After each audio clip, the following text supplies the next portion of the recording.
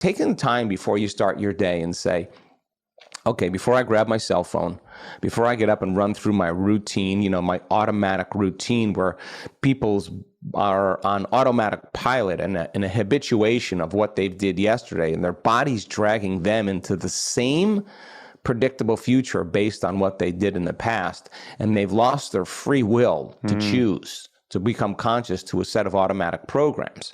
Well, if the familiar past is the known and the predictable future is the known, there's only one place where the unknown exists, and that's the sweet spot of the present moment. So if you said, okay, let me get present here. Let me remind myself of those thoughts I don't want to think. Let me remind myself of the behaviors I want to change. Let me review in my mind the emotions that caused me to move to a lower denominator. Let me become so conscious of that I won't go unconscious again. Let me remind myself who I do want to be, how I do want to think, how I do want to act, how I do want to feel. And let me see if I can get so good at doing this with my eyes closed when I start my day that I can do it with my eyes open.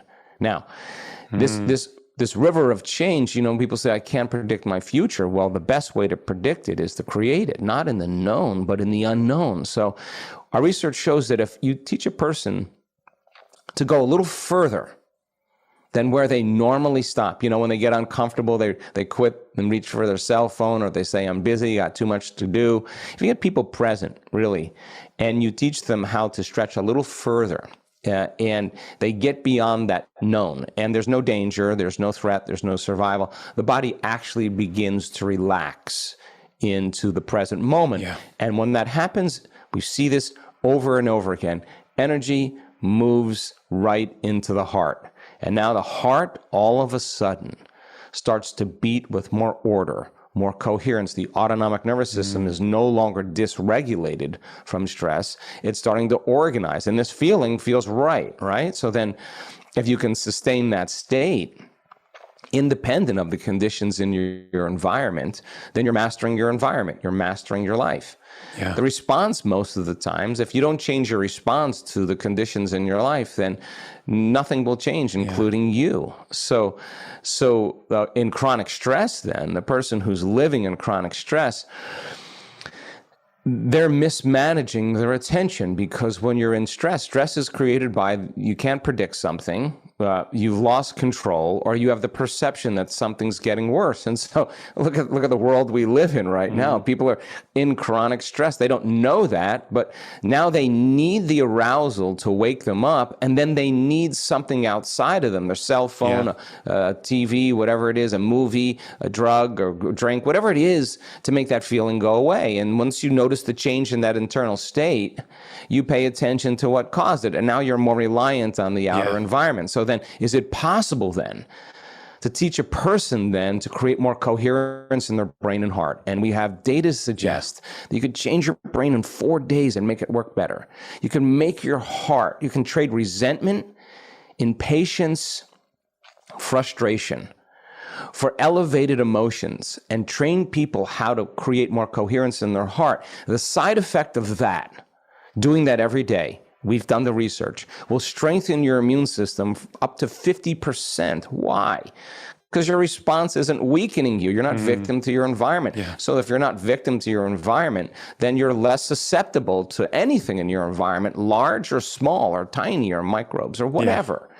So then, when the person understands that, then they say, oh my God, this hatred, this fear, this anger that I've become so accustomed to, I literally have to change that. And when we do, you have to understand that the body's going to crave the familiar feelings, because that's what it's used to. And this is the work. And people come to our work and they say, I think I'm doing my meditation wrong, because their body's getting aroused and they're getting frustrated. I say, no. You're actually doing it right. So now, instead of reaching for your cell phone, we'll give you something to do. Settle your body back down from that emotional state. Yeah. Tell it it's no longer the mind, that you're the mind, and that's a victory. Then the person goes, I don't like this feeling, I don't know what I'm doing, and I want to get up, I want to quit, I want to go eat, when's this end? And they become conscious. Their body wants to move into the predictable future. And now they're going to execute a will that's greater than the program and return the body back to the present moment. That's a victory also.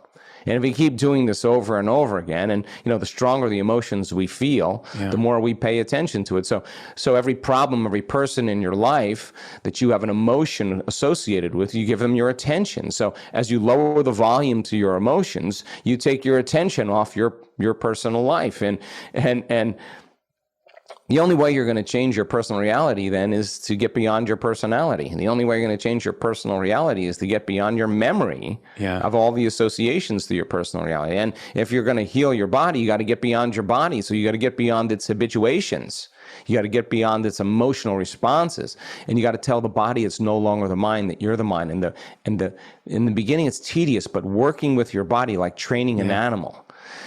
We notice that there's a liberation of energy, and the person then who goes a little further than they normally go, instead of reaching for their cell phone or posting something on social media, they're going to stick with it and be curious.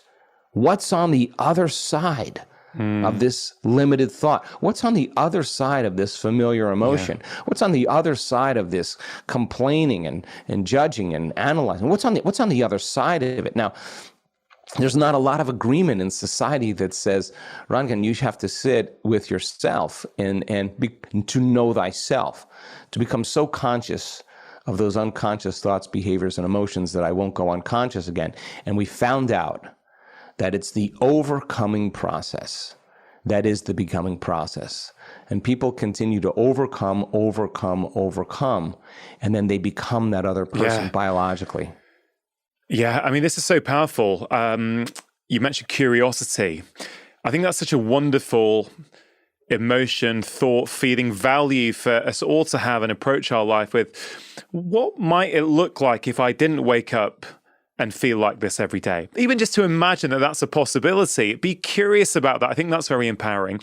You also said that many of us have become addicted to a life that we don't even like. That has stayed with me. That is so powerful, and I think people really need to sit with that. You mentioned rehearsal, but we're rehearsing, many of us, these negative emotions. We're rehearsing stress. We're getting better at being in stress because we're practicing every day. And you're offering a possibility to say, hey, listen, it may be uncomfortable at first. We know, we talk about comfort zones, right? Go for a longer run than usual. Go out your comfort zone. Have a cold shower, right? Get out of your comfort zone. But what your work, I think, speaks to is that we can get out of our comfort zone in our minds. So not with physical actions, but in our minds. Let's get out of your comfort zone. Think differently. And I wrote down this comment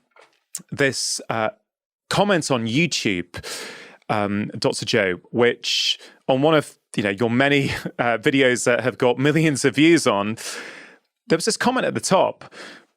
I watched this video a year ago. It completely changed my life. I got rid of 15 years of depression. I lost 15 kilos of weight. I got 1,200 meters more to my Cooper test. I turned my company from the gates of bankruptcy into profit and established 3 more companies. I've not been sick once after this. I basically addicted myself to the positive. And to me, real experiences like that really, I think, speak to the power of your work. There's a real empowerment that you're giving people. A lot of people, Dr. Joe, may be struggling and going, okay, look, I get that.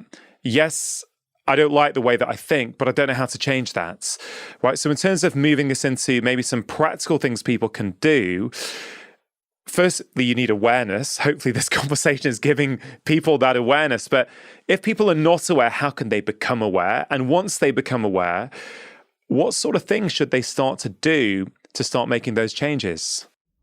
Yeah, thank you for teasing that out. That's such a great question.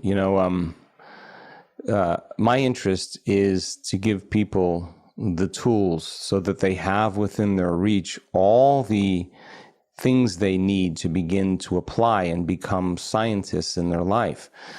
People don't know, if you don't know that those stress hormones are addictive, then you think they have power over you. If you don't think that you can change your thought, just because you have a thought, it doesn't necessarily mean it's true. And when the moment I realized that, I was free, right? And if you isolate yourself a lot and you're not out in the world because of whatever, you'll start to believe every thought that you think is the truth. And so that challenge then of saying, okay, I do truly want to be happy. I do truly want to be healthy.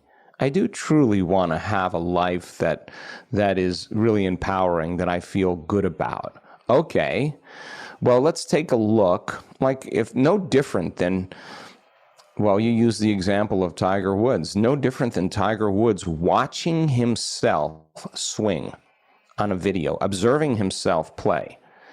No different than a person who stands in front of an audience and does a lecture and watches them do the lecture. Nobody else will see what they see. They'll see themselves very differently than anybody else, and they'll see themselves do it, and they'll want to self-correct. They'll want to evolve their experience. Now, because we got this big frontal lobe, 40% of our entire brain, that's our conscience. That's the seat of our awareness. That's our creative center. When we ask the question, what would it be like to be in a different life or to be happy? If instead of getting on your cell phone or instead of getting on your social media or instead of turning on the TV or instead of calling a friend and instead of doing something to distract you from that possible answer, if you sat with it long enough and that creative center turned on, it would naturally scan the whole entire landscape of the brain because it's the CEO, it's the symphony leader, it has connections to all parts of the brain. And it's going to look out over the landscape of the brain and look at the knowledge you've learned and the experiences that are stitched in your brain that are associated with what you know to answer that question. And as it calls up these different networks of neurons, once the brain fires in tandem, you get an image or a picture in your mind, and that's called intention. You see a new possibility, right? So then, this is why I am passionate about what we're doing. I never thought, Rangan, that I would see the kind of changes in people's physical health that I've seen in the last 2 years. Now, people do the best with what they think is available. If you don't know that this is possible, you are going to make the same choice. And that may be relying on some pharmaceutical, something outside of you, some therapy, whatever. There's nothing wrong with that. But if your response hasn't changed in your life, the efficacy of whatever you're doing is going to be diminished. Okay, so once I now know that people could heal from different health conditions, and there's evidence in the science and there's evidence in testimony, like the person that you just recited, that's one of many, many people that have had that experience. When they stand on the stage at our week-long retreats, and we call them up. Why do I call them up on the stage? Because they are speaking the truth. They are the example of truth. And I want people to become aware of that possibility. Why? Because if you're unaware of it, it doesn't exist for you.